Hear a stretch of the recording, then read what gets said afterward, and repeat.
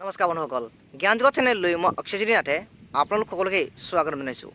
এতিয়া আমি বৰ্তমানে গমেই পাইছোঁ যে হাফলং বা ডিমা হাছাওত কি পৰিস্থিতিৰ সৃষ্টি হৈ আছে। বহুদিন ধৰক বৰষুণ দি থকাৰ বাবে তাত যথেষ্ট পৰিমাণে ভূমিস্খলন হৈছে আৰু ইয়াৰ ফলত বহু লোক গৃহহীন আৰু ধৰক প্ৰায় কেইবাজন লোকৰো ইতিমধ্যে মৃত্যুমুখত পৰিছে।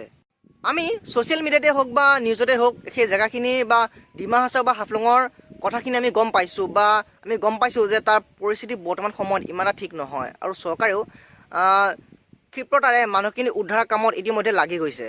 এতিয়া কথাটো হ'ল এইটো যে অসমৰ বাবে এনেকুৱা ধৰণৰ বৰষুণ এটা নতুন কথা নহয় যে এসপ্তাহ ধৰি দি থকা বৰষুণ বা ধৰক কেইবাদিনো দি থকা বৰষুণ, এইটো এটা অসমৰ বাবে এটা ধৰক সাধাৰণ কথা। কিন্তু ভূমিস্খলন হোৱাটো অসমৰ বাবে এটা নতুন কথা বা হাফলঙৰ বাবে এনেকুৱা এটা পৰিস্থিতি হোৱাটো একেবাৰে নতুন কথা হয়। আমি প্ৰকৃতিৰ এনেকুৱা ৰূপ খুবেই কমেই দেখিছোঁ বা হাফলঙৰ বাবেতো এইবোৰ একেবাৰে নতুন হয়।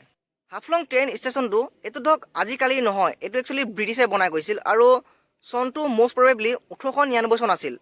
একচুৱেলি মই চনটোৰ বিষয়ে ইমান এটা ধৰক চিয়'ৰ নহয়, তথাপিতো 18th চেঞ্চুৰীৰ শেষৰ ফালে বনাইছিলে এই ষ্টেচনটো।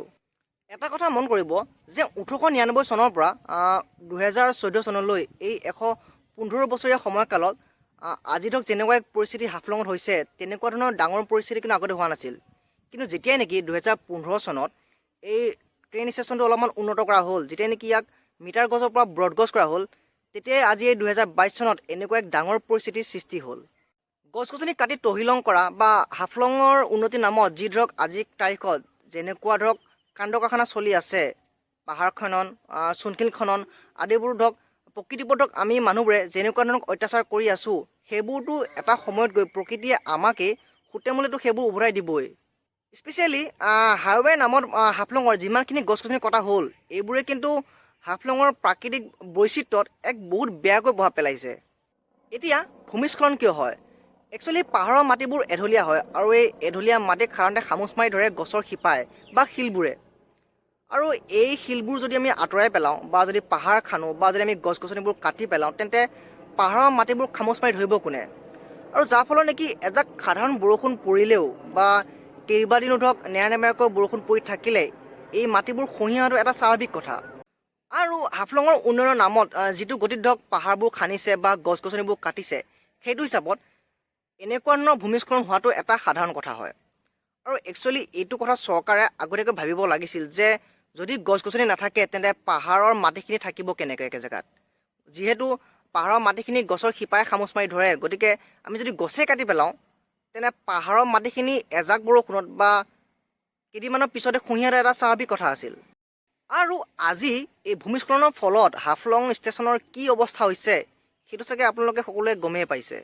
আমি আমাৰ উন্নয়ন কৰিব গৈ প্ৰকৃতিক কষ্ট দি দুখোজ আগুৱাই গ'লোঁ, কিন্তু এনে উন্নয়নৰ কি লাভ যি নেকি আমি দুখোজ আগুৱাই গৈ 3 খোজ পিছুৱাই আহিব লগা হয়।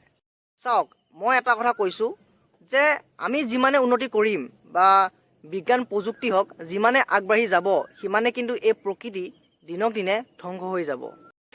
আৰু আপুনি যদি ভাবিছে যে এইটো ঘটনা অকল ডিমা হাছাও বা হাফলঙতে হৈছে বুলি, তেন্তে এইটো আপুনি সম্পূৰ্ণ ভুল ভাবিছে।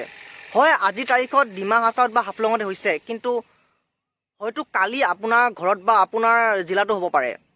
কাৰণ এনে পৰিস্থিতি অসমৰ প্ৰত্যেকখন পাহাৰীয়া জিলাতে হ'বলৈ গৈ আছে। গতিকে চৰকাৰে বা মানুহবোৰে পৰিকল্পিতভাৱে কাম কৰিলেহে এনেকুৱা এটা দুৰ্যোগৰ পৰা আমি সদায় বা ভৱিষ্যতলৈ আমি বাচি থাকিব পাৰিম।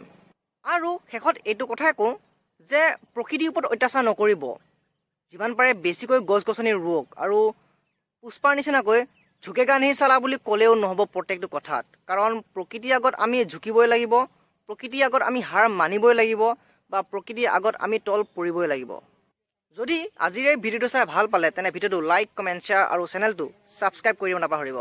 Thank U.